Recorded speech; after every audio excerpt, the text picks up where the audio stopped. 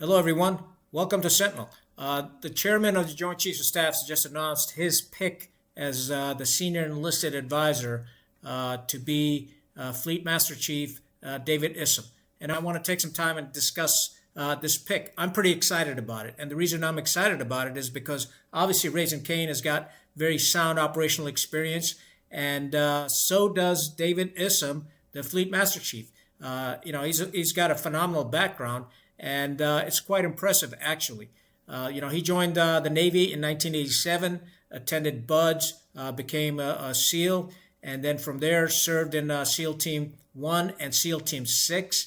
And his senior positions, he was the Command Master Chief for Naval Special Warfare Group 10, and then from there went on to be the Command Master Chief of Special Operations Command for Northern Command and Pacific Command. So he's got quite an impressive record, and he happens to be the first sailor that's going to be in that position as a Senior Enlisted Advisor to the chairman, being the sixth person.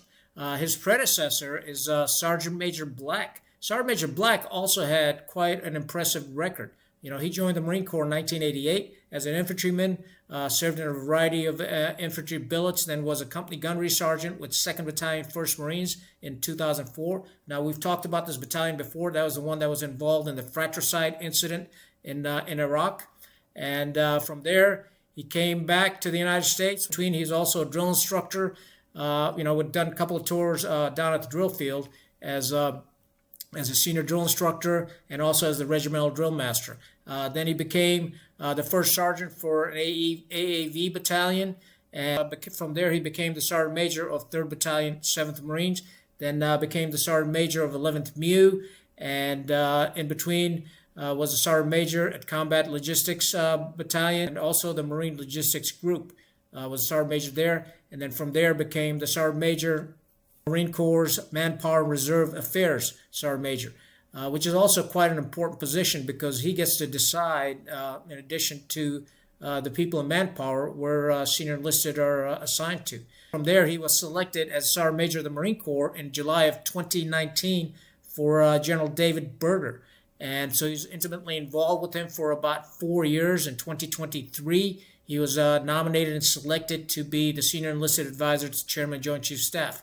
Now, the issue is this. Normally, the Senior Enlisted Advisor is a 2-year position, but typically they're renewed. The past 3 Senior Enlisted Advisors were renewed for their second 2-year term, and General Kane decided not to renew Sergeant Major Black. There's a lot of discussion about this on the social media about, hey, what happened here? Is he trying to do away with the position? Is it because of Sergeant Major Black? The reality is this, and I'll talk about it openly. Sergeant Major Black's a good guy, don't get me wrong. But, it's who you associate with can come back to bite you in the butt. And I'll tell you, a couple of reasons. The first one is, he was part of the decision that we're going to have women drill instructors in male platoons. He was part of the decision that we're going to integrate training of female and male recruits.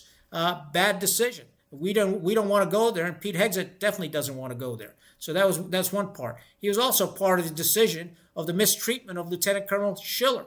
We certainly don't know, where he stood on that decision, but what advice that he gave David Berger. But Schiller should have never been treated like that. Yeah, he spoke out. I get it, but he wanted accountability. And if we truly believe in this mental health issue and PTSD, a general officer should have brought him in and put his arm around him and say, you know what, we hear you, but and let's talk through this. But that didn't happen. They threw him in the break to silence him, and that's just complete horseshit in my opinion. So we got to remember that. And finally, we got to remember this barracks crisis where the Assistant Commandant of the Marine Corps had to come out and apologize and make a commitment to the American people that, hey, we're going to do a better job inspecting our barracks. My question is, where the hell was Sergeant Major Black at? Why wasn't he making sure that all the sergeant majors were doing their damn jobs and inspecting the barracks? Why did it take Congress and the media to force us to do our job? That shouldn't happen. That's uncalled for. Nonetheless, so, in my opinion, it's probably a good idea that that position gets a fresh start. I'm not quite sure what that position really entails as a Senior Enlisted Advisor of the Chairman of Joint Chiefs of Staff. Now I'm also reading these messages coming out of the office of the Senior Enlisted Advisor, Chairman of Joint Chiefs of Staff. I mean, you got to be shitting me. Why does a Senior Enlisted Advisor need his own separate office and a staff? He should be out and about visiting all the forces while the chairman is doing all the strategic stuff and advising the president. And coming back and letting the chairman know, hey, how are some of these programs being implemented? Are the barracks being inspected? Is recruit training, gender specific, or is it integrated? What are the troops saying so the word percolates to the top?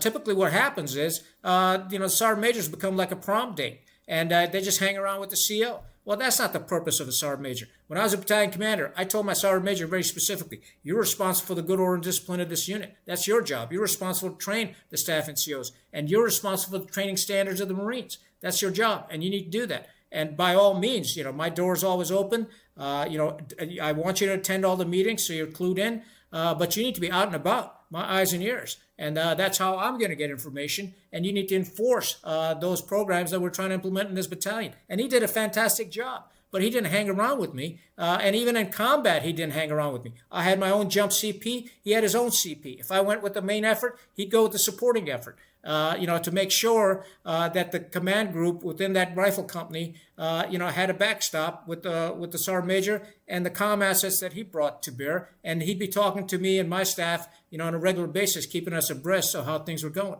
So that just extended our command influence in combat. And that's the way it should be done.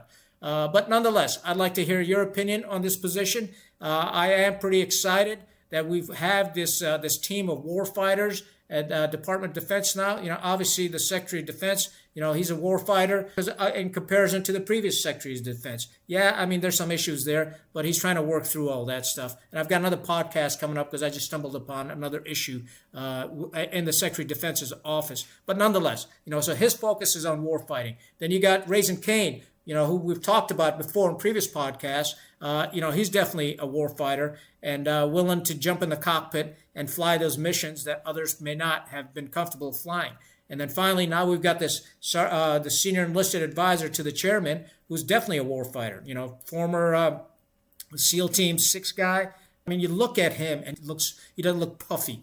You can tell this guy's hard. And I'm pretty excited about it. I think this is exactly the type of team that our sons and daughters deserve to be at the senior echelons of our leadership. So let me know your thoughts, what you think about it. And please don't forget to hit a share, like, and subscribe. That's all I got. Stay rugged, stay united. Khan out.